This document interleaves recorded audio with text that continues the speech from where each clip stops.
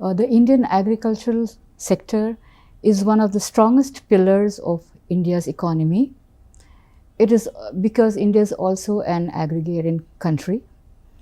In this context, the sector has undergone a lot of changes, a lot of advancements have happened, yet we are faced with a lot of challenges also. And in the crux of the entire agricultural sector is the Indian farmers. And NAFED is playing a very vital role, not only as a cooperative, but it has gone beyond its role into helping into procurement to empower the farmers.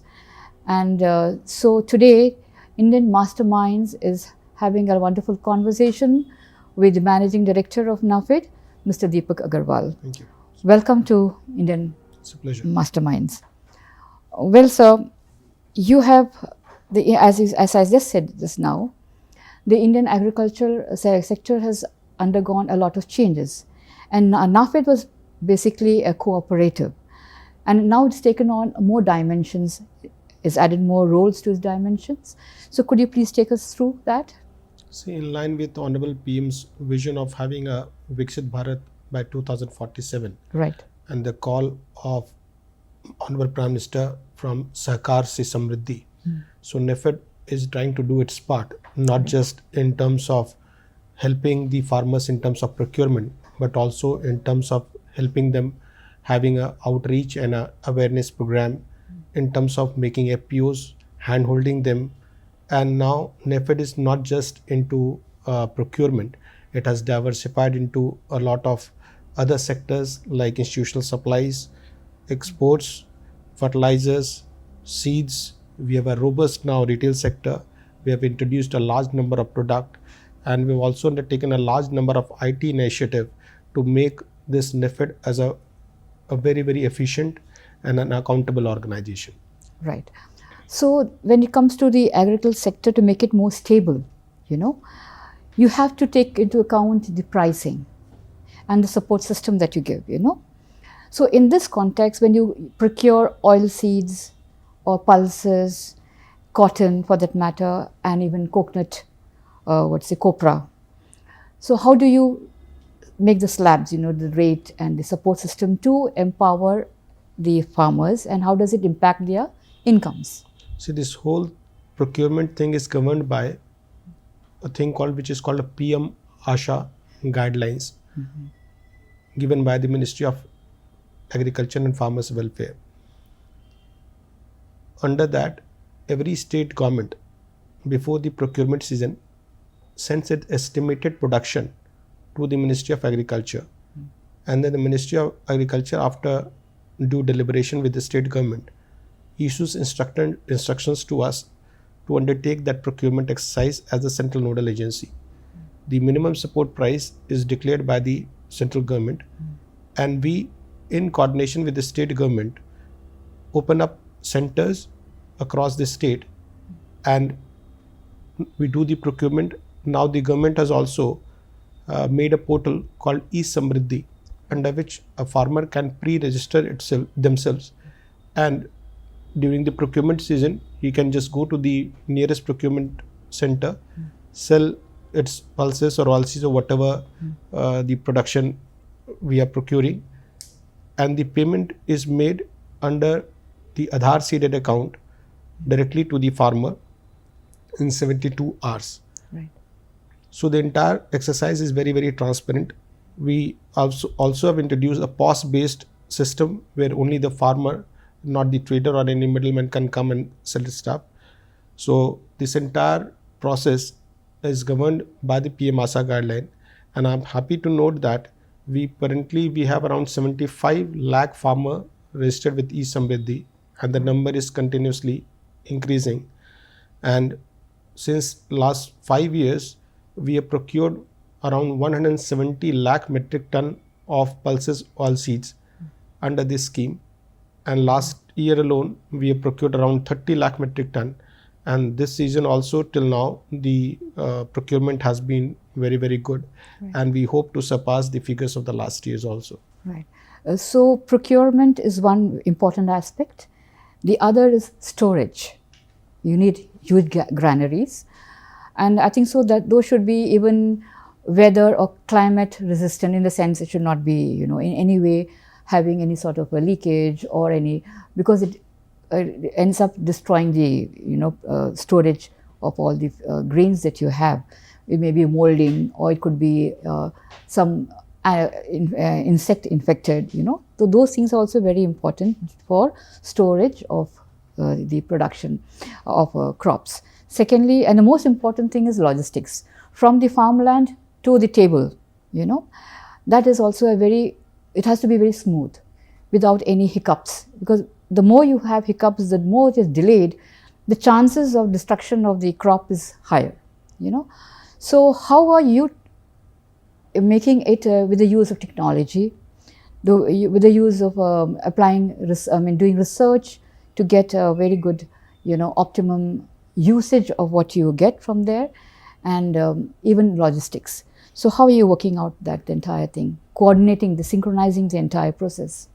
So as I said, that this entire mechanism is given under the PM ASHA guideline. Right. So under that, preferably we hire warehouses through the Central Warehousing Commission, that is Corporation, CWC, and the state warehousing corporations. Right. So we have an agreement at the beginning of the year where we hire their WDRA. There is a regulatory body of the warehouses called WDRA. So those warehouses which are accredited with WDRA or have a scientific storage, we hire them through CWC and the State Warehousing Corporation. But we've also on our own have devised an inventory management system called Drishti. We have just been recently inaugurated by Honorable Corporation Minister. Under that, we have geo-located and geo-fenced our entire around 1600 odd warehouses hired through CWCs and SWCs. And we have linked it to our e-Samriddhi. So as soon as the procurement takes place and the product goes to the warehouse, it is automatically updated in that particular warehouse. And as soon as a product goes out of the warehouse in terms of either auctioning or going out for the public welfare schemes, that quantity is automatically deducted from the said warehouse. Right. So even if you want today, I can give you an exact figure of not just which warehouse has how many stock, but I can also give you the season during which it was procured, individual quantity of it, and also when it was last inspected. So we have a very, very robust mechanism to check what the stocks are, and we have a FIFO principle, that is first in and first out. So we can monitor it from at the central level. So we have also made our own e-auction portal called nafex.in, which was also inaugurated by Honorable Corporation Minister, wherein we, through a very, very transparent process, as per the instruction given by the ministry, we do auction off the excess stock, and the rest of it is kept as a buffer stock by under the PSF, that is the Price Stabilization Fund, under the Ministry of Consumer Affairs. So we keep that stock for future usage and also for the public welfare schemes, and the rest surplus we do auction off through NAFEX and other portal. So for example, some crop is much more cultivated much higher in the northern region, something else must be in the south, something in the east. So how do you distribute that for even distribution of food grains? See, NAFED is mainly into pulses and oilseeds. Right. So pulses, the area is mainly western, that is Karnataka, Maharashtra, Gujarat, Rajasthan, Madhya Pradesh, Uttar Pradesh. So these are the major pulses growing region. Area. Yeah. So what we do is we procure from these states and we keep in the warehouses in these states. And as the instruction from other states which we are referring to with regard to demand thereof, that is under the various schemes, like some of the states do take under PDS or ICDS. So the demand comes to the Ministry of Consumer Affairs, and under the instruction of Ministry of Consumer Affairs, we allocate those quantities to those states, and then the states lift that stock, get it processed in the way they want to, and then distribute it under their own scheme. Otherwise, the excess stock, as I said, is auctioned off, and any entity, we have a registration system, any entity or a trader or a miller or any entity which can participate in the auction process and bid for a particular commodity and then take that stock. Is in this auction, can a foreign entity also come and No, go right for it? now the foreign entity can't come in because export of pulses is a regulated, because India right now is a net importer of pulses. Right. So export of pulses as a commodity is not allowed right now. So only the under the auction process, only the Indian entities are allowed to participate. So India is a huge consumer of edible oil, and we have to import a lot, and that means a lot of exchequer expenses coming. So how are you, NAFED, playing a role in this, to stabilize and to make it in-house production, to make it much more, See, under the strong. That is oilseed mission, we are also procuring all the oilseeds, that is groundnut, mustard, copra, sunflower, safflower. So all the oil producing seeds we are procuring, and we are also, as I said, that we are giving assurance to the farmers that you can pre-register yourself at our eSamriddhi portal, and we are opening centers in those areas. We are also having an outreach program where we go out and to the villages, to the blocks, have meeting with the farmers, and are incentivizing and motivating them to shift from conventional crops to oil seeds and pulses. Simultaneously, we have also entered into forward linkages of those oilseed, like NAFED has also come out with their own mustard oil, groundnut oil. So we are now marketing it and also distributing it to various institutional supplies and big players, so that there is a forward linkage and we are able to process a part of it, of this oil seeds, into value added products. We are also now entering into a number of processed food, which is not just oil particularly, but which involves oil. So there is a value addition to it, and we are also exporting it to other countries like UAE and Canada. So this way we are trying to make an entire kind of a system where we can incentivize and motivate the farmers to shift from paddy and other water guzzling crops to oil seeds and pulses. Secondly, another thing is, the challenge with Indian farmers is that they're usually small land holdings, that kind of thing. So how do you ensure their security, their financial security, and their continued interest in cultivation, instead of leaving that and going to some other job or migrating? How do you support them in that way? This entire scheme, eSamriddhi and the PM ASA, was meant to prioritize the interest of small and marginal farmers. To that extent, there is a limit, that is, a farmer can sell up to 40 quintals per day of their produce to us. That kind of disallows big farmers to sell their bulk products in one go. So there is a limit to which a farmer can sell, and there is our entire eSamriddhi portal is linked to the land records of that respective stake and also AgriStack. So we have a database as to the entire gamut of how many small and marginal farmers are there. So we do prioritize them, and not just in terms of procurement. Recently, NAFED has come out with its own welfare scheme called Kalyan, whereby on merit come deserving scholarship to children of the small and marginal farmers, where we provide scholarship up to ₹1 lakh for the children of the small and marginal farmers for their higher education. We have already started that process, and we already given the first checks to the 3 students recently, again by the Honorable Corporation Minister, and we intend to keep 1% of our entire profit for this purpose. So when did you start this program, this scheme? About a month ago. Okay. So are you encouraging them to go back to agriculture, go to the agricultural university to continue with this tradition, farming tradition, or they can go for any subject? Any subject. See, it doesn't necessarily mean that a son or a daughter of a farmer has necessarily to be a farmer only. So they can go out and reach for the skies, and they do whatever they want. If they want to do agriculture, very well. If they want to go to an agriculture university, that's not a problem at all. If they want to become a doctor or engineer or chartered accountant or a civil servant, whatever they want to do or whatever want to do they achieve in life, they are free to do so. And to that extent, we do help kind of a financial help so that they're not handicapped by the lack of finances to achieve whatever they want to do in their life. Yeah. Then you also have farmers, producers, organizations. So how does that function, and what is the impact of that in the longer run? The Ministry of Agriculture and Farmers Welfare, there's a scheme called 10,000 FPO scheme, which is presently being undertaken by the government. So we are handholding around 1250 odd FPOs, comprising about each FPO typically has around 300 to 500 farmers.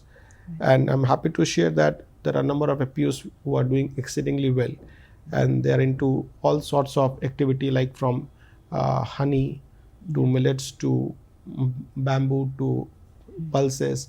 So they are doing all sorts of activity, and a number of FPOs are also providing us their products, and we are packaging under our NAFED brand also, and also co-branding with their own name, and we are marketing that. And I'm happy to share that a number of FPOs have crossed a turnover of more than 1 crore, and some of them are also crossed a turnover of 10 crores. And our idea is to increase the membership of those FPOs and to increase the turnover. To that extent, what we have done is that we have provided them, apart from their product, other revenues which can generate revenue from them. So we have provided them, there's a thing called Common Services Center. So we have facilitated getting them licensing under the CSCs so that they can give out certain citizen-centric services at their level. We are tying up with IFCO Tokyo so that they can provide insurance services to the villagers. We have provided them NAFED franchises so they can open up NAFED franchisee stores. We have a tie with a leading petroleum company where their outlets, they can give a small space and they can open up their outlets there. And we have also asked them to undertake seed business. We have provided them licenses so that they can sell fertilizers and all the stuff. So all this add kind of a value to this FPOs and augment their income and also their turnover. So year by year we can see the increase in turnover, and some of the FPOs have now become really professional, and they are also exporting to some of the other countries. So they are doing it directly or through NAFED? Some of them are doing directly, and some of them are like honey. We are taking honey from large number of FPOs, packaging under our NAFED brand. We are taking makhana from large number of FPOs, we are packaging under our own brand. We are taking millets and we are converting into pastas, noodles, and also a number of dosa mix and idli mixes, and also selling it under our stores and also exporting them. So there are a number of ways in which we are open to all sorts of kind of mechanism to see that the income of the FPOs increase. So now this also comes to the point of where you have organic farming is a big thing going on now, and so when it comes to organic farming, what is kind of a research or scientific knowledge that you share with the farmers? How do you support them, and what is the market that you're seeing in future for the market? So definitely see the market of organic is definitely increasing. And with the ease in certification and the value that is they are getting for it, there is a increased tendency among farmers to switch not just to organic but also natural farming. So there is a scheme for natural farming also by the ministry. And after the Ministry of Cooperation was formed, so there has been a dedicated cooperative by the name of NCOL, that is National Cooperative Organics Limited, which are coming out with their product called Bharat Organics. So if you can see in our stores, we are storing those Bharat Organics products and selling to the customers. We're also having our own organic that is vertical, but I said that after the Bharat Organics came into being, so we didn't want any kind of a competition among the same sector. So we have a tie-up with Bharat Organics where we do keep their products in our stores and we market them.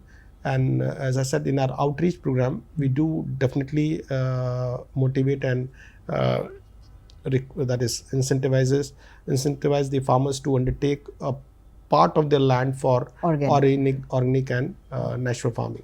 So do you have any tie-ups with the agricultural universities or research universities for this in India and abroad also probably? So we don't have a direct tie-up. As I said, NAFED doesn't have a direct tie-up with these universities, but as the ministry, there's a Ministry of Agriculture and Farmers do have a scheme for natural farmings.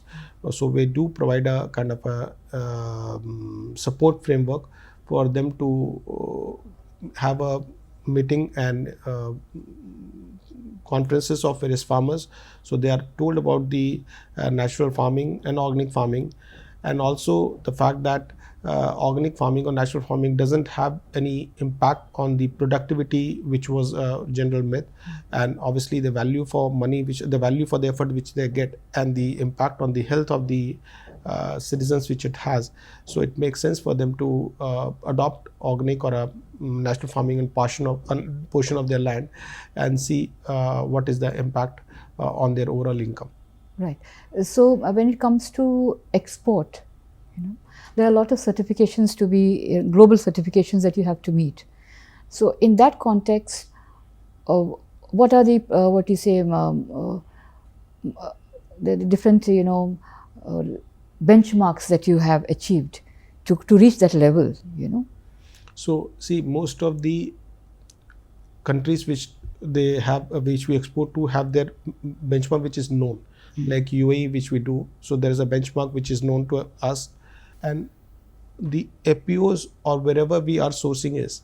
So it is not as if it is a knee-jerk reaction. So there is a process which goes behind the start of any exports. Right. So before any export starts, there is a process where we have a long negotiation with the importer that is the importing country, whether it's whichever country it is, and then we pass on those benchmarks to the producers, whether it's FPOs or packs or any entity which for that matter. Right. And there are organizations and institutions and labs which do have a parameter check, which we can check those parameters which are fit for export.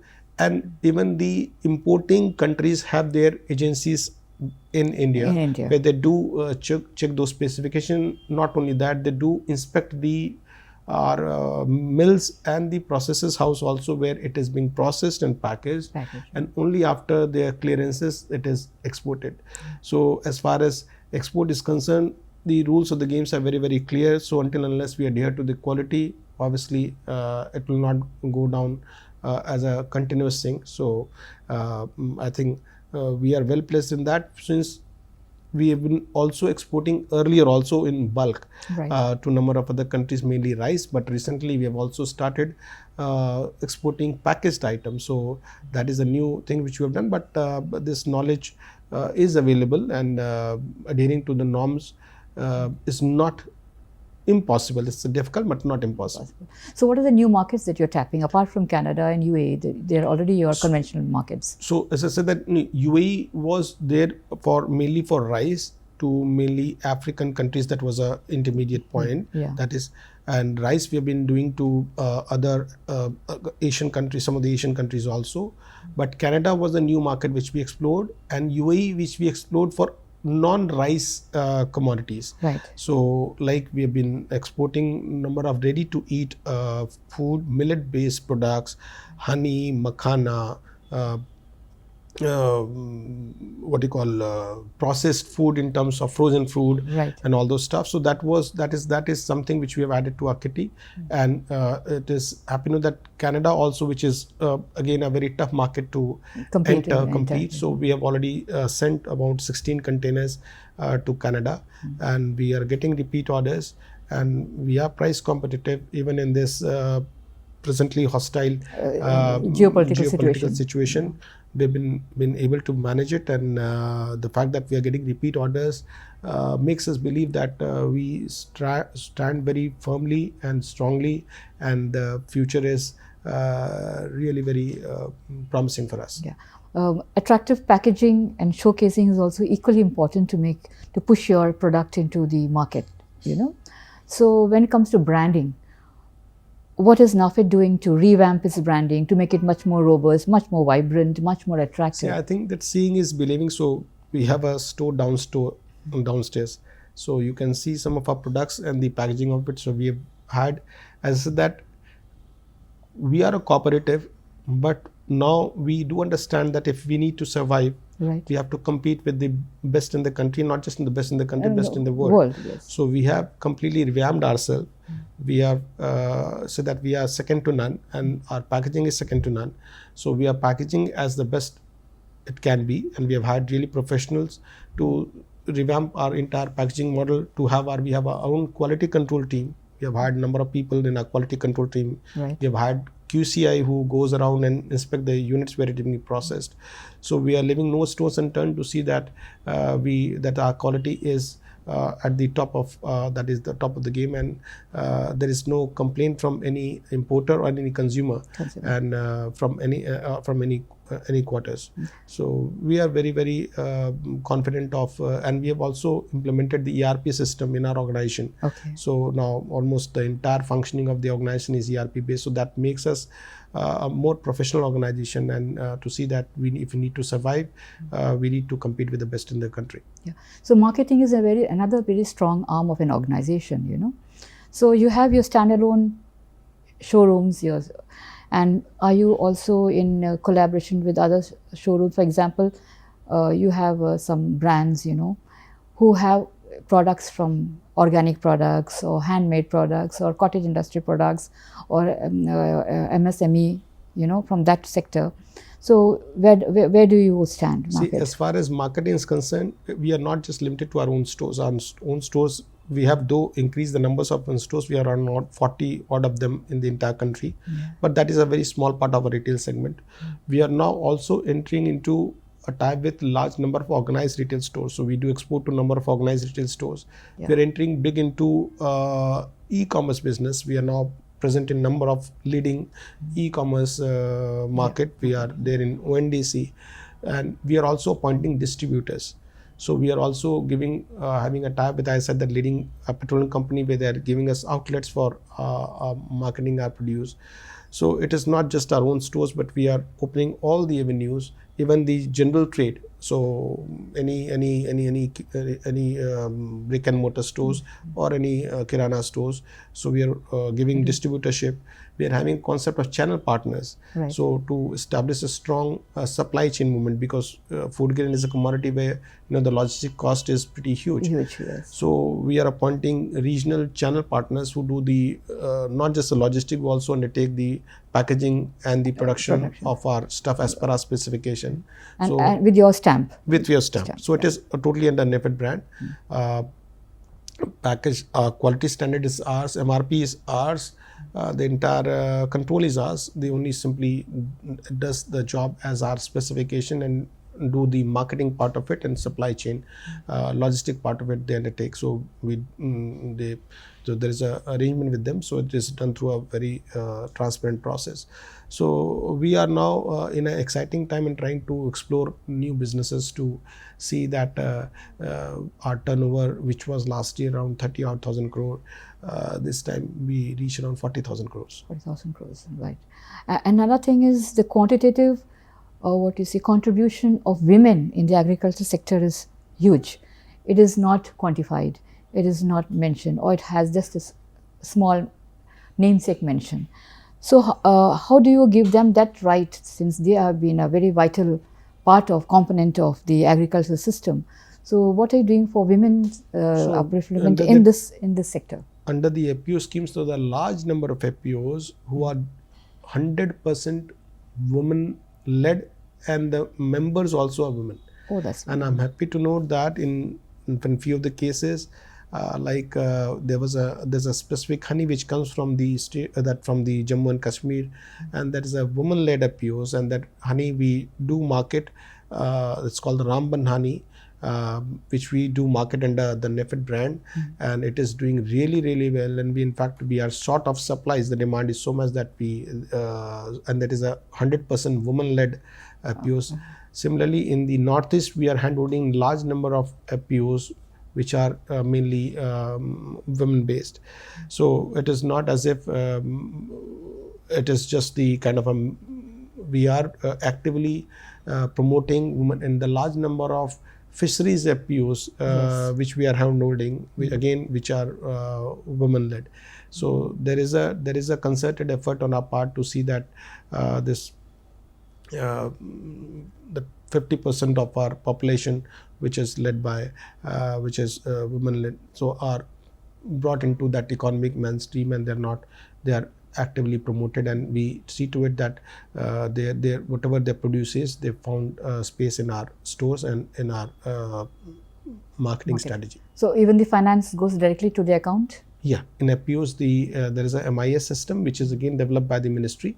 So the FPO get their management fees and also matching it with equity grant, that is whatever money they put in, so the government also give it as that quantity back to them to promote their other activities. They are definitely over a period of last 3 years we can see the trend of there's a gradation of A, B, C, D and E. We have seen the transition of those FPOs from E to A, and the large number of now majority of the FPOs are now in A category.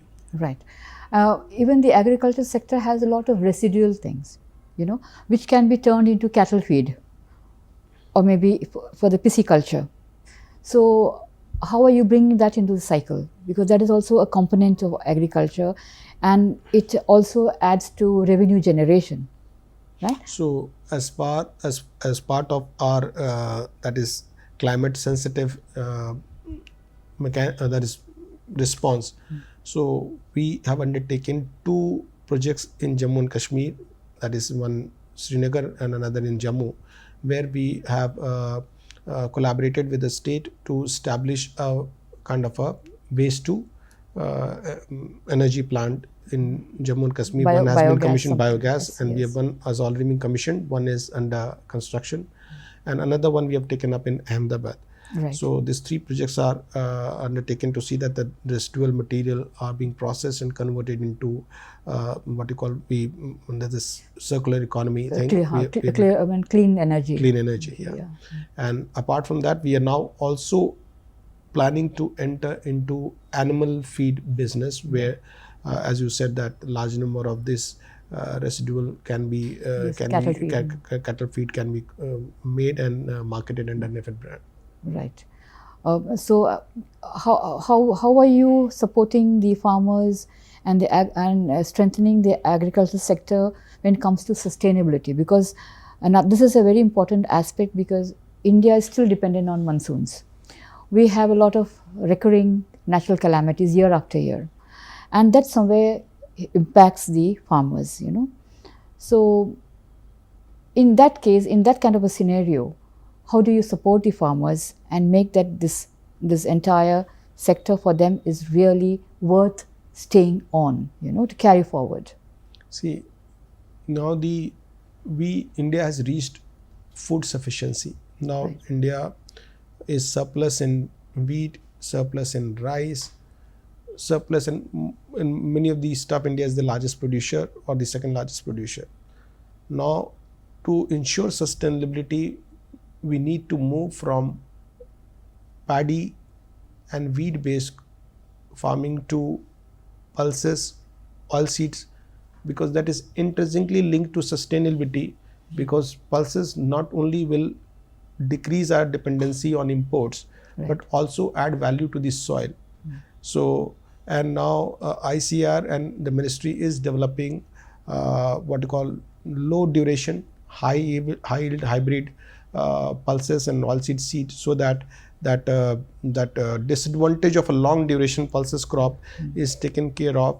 And we are, as NAFED, under the instruction of ministry, we are promising the farmer that for 3 pulses, that is tur, urad and masoor, whatever the farmer will produce, which will buy each and every grain of it, and the farmer can get registered themselves under that e-Samriddhi portal, and it is linked to sustainability because it adds nitrogen to the soil, right. and it is a part of that enriching the entire soil ecosystem. Yeah.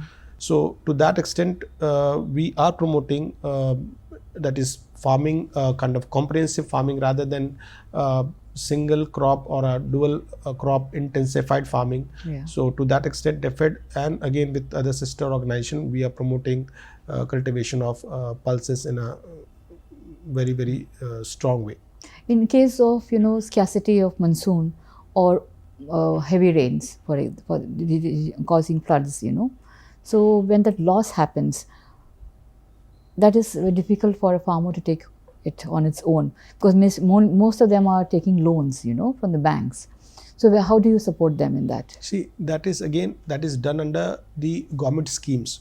So the government of India and also the various state governments do come up their own schemes, and also at times of calamity they do have a payout to the farmers for the crop losses. There is also a insurance scheme for the farmers, for the crop insurance scheme for the farmers.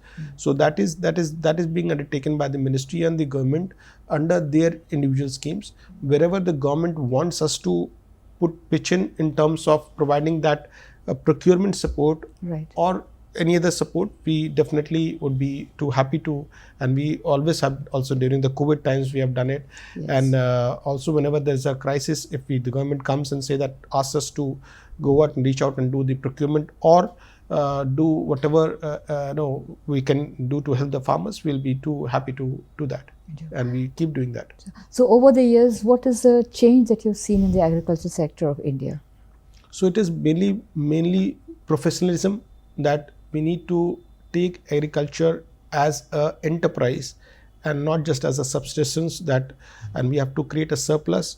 We have to move to diversification, that again, as I said, that from traditional crop to more diversification, dairy, honey, pisciculture, all sort of activities, so that the income of the farmer gets supplemented by all these other activities.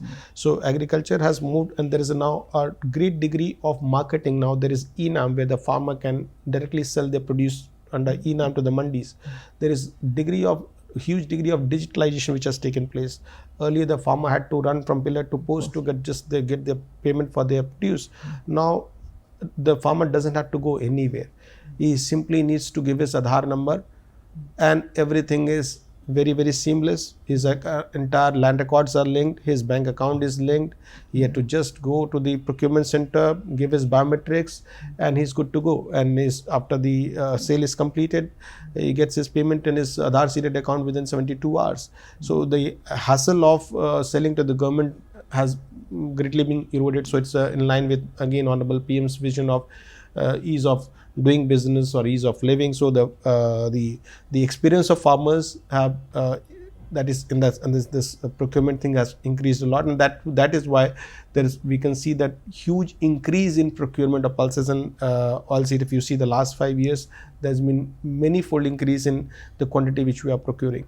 So there is this agriculture is also moving towards a phase where it is not considered to be a kind of a technology deficient enterprise. It's not a professional deficient enterprise. It is becoming more professional, more technology driven, more market driven, and more value added products are being added. More FPOs are coming up. They are not just doing it for domestically, they are also exporting. So it is an exciting time to be in agriculture right now. Right. And when it comes to organic fertilizers, that is also important to keep the soil richness to sustain the other crops to come up, So in that context, what are you doing, taking care of the fertilizer side of that?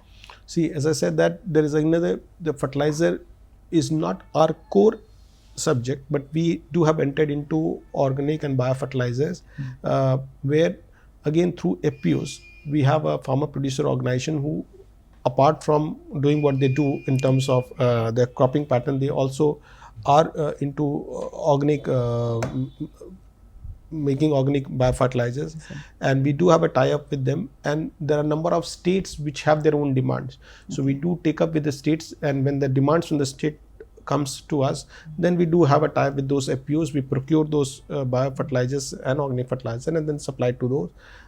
state governments. So this is how we are trying to promote organic fertilizer. Apart from that, there is a whole scheme of Government of India where the usage of organic fertilizers are being encouraged, and the use of chemical and other fertilizers are being discouraged. Yeah. So what is the inspiration that you get from our Honorable Prime Minister, Mr. Narendra Modi, for the agricultural sector? Because he's very much focused on that. I think that everything which we are doing today, as I said, that we've seen earlier days also, and now we are seeing these days also, and this last 12-13 years has been kind of a game changing, even not just for the country but for the agriculture sector. And we have seen huge transformation. As I said, that one was the call, as I said, we are a cooperative, right, but we deal in this agriculture sector mainly. So there were two gamuts which we worked on under the vision of Honorable Prime Minister. One was Sahkar se Samriddhi, that is prosperity through cooperatives. And we have seen in the last few years there are a number of initiatives. Now cooperatives are not the cooperatives of the old days. Now there's a huge emphasis on commercialization, professionalization, increasing the turnover. And second is, how can we help these cooperatives to make the farmers rich? So the entire objective is to make the farmers rich. So our goals will be realized, again, as our Honorable Prime Minister says, that whatever we do, how much are we able to give it back to the farmers? So not just in terms of their procurement. So like we have around 1057 societies which are member societies. And every year we pay out 15% dividend of their share capital to them directly. Number two, as I said, that our emphasis is FPOs. So in FPOs also, we are not just giving them their cost of the produce. We are saying that, fine, whatever we do, whatever profits would come to us, the majority share will plow back to those farmers. So under the social, we have also come under the scholarship scheme. So part of our profit will again go back to the children for their higher education. So we are not a corporate entity that we have to are answerable to shareholders. So we are a cooperative, so we are answerable to our elected board. And the elected board comprises the representative of farmer also. So everything what we do is helping the farmers' cause, and that is again as under the visionary leadership of our Honorable Prime Minister and our Honorable Cooperative Minister and the Agriculture Minister, who, and as a team we are trying to do to the best of our ability to see that agriculture and NAFED and the cooperative sector contributes its bit to the Honorable PM's vision of making India a Vikshit Bharat by 2047. So as a head of the institution, what are your plans ahead for next 5 years or say 10 years? See, the first plan would be to give majority of our profits, how it could go back to the farmers through FPOs, through packs.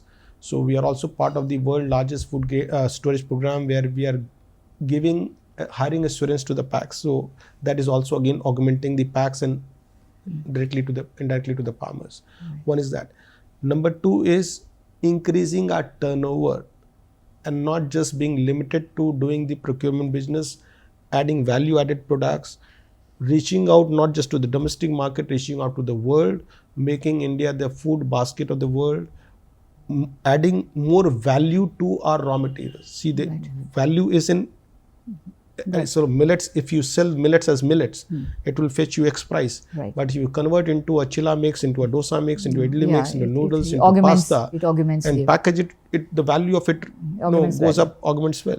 So that is another area which we are trying to focus. The third is that we are also now entering into number of big institutional supplies. So that is helping us increase not just our turnover but also increasing our capacity. Stabilizing. Like we are supplying to the supplying pulses to the army. We are supplying to number of big states. Lastly, what we are trying to do is that in coming years, how technology and AI will play a big role. So in how we can, not just for the sake of using it. Now I said that we have taken a number of technological initiatives so that entire process become very, very seamless. We are also experimenting with use of AI in not just in price prediction. So we auctions, how we can predict the prices, how we can predict what are the market demand. So we are also entering into a pilot basis with an organization to see that how AI can be used in our organization. So these are very, very exciting times for us. And as I said, that NAFED is not limited to its traditional role of just in a procurement business. We are expanding in a big way, and our presence will be felt in very soon. So personally, for you to be in such a organization, what has it taught you, and what have you find?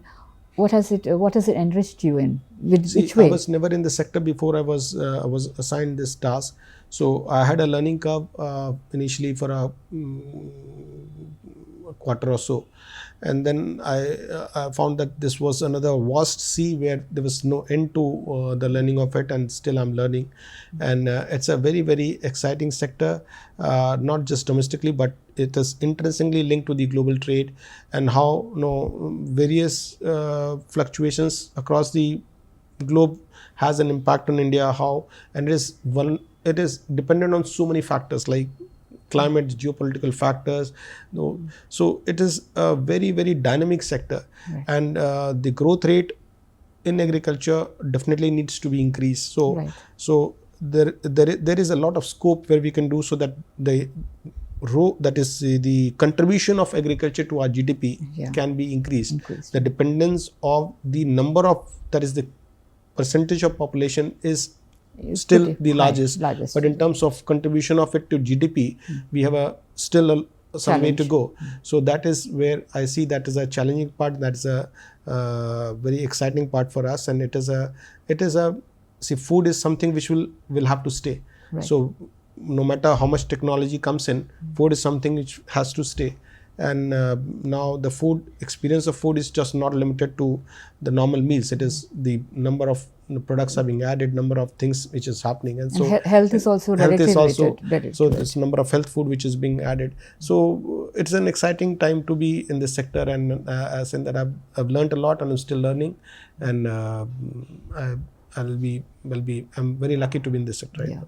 And food security is important because we're now heading towards Viksit Bharat 2047. Yes, so this is a very crucial time for you all to keep the 140 crore people's belly full, at the same time not ensure just security. Belly full, but I said that India with the kind of strength it has, we should become the food basket of the world. We can become a big exporter of majority of the food stuff to the world. So thank you so much. It's been a pleasure talking to you. Thank you.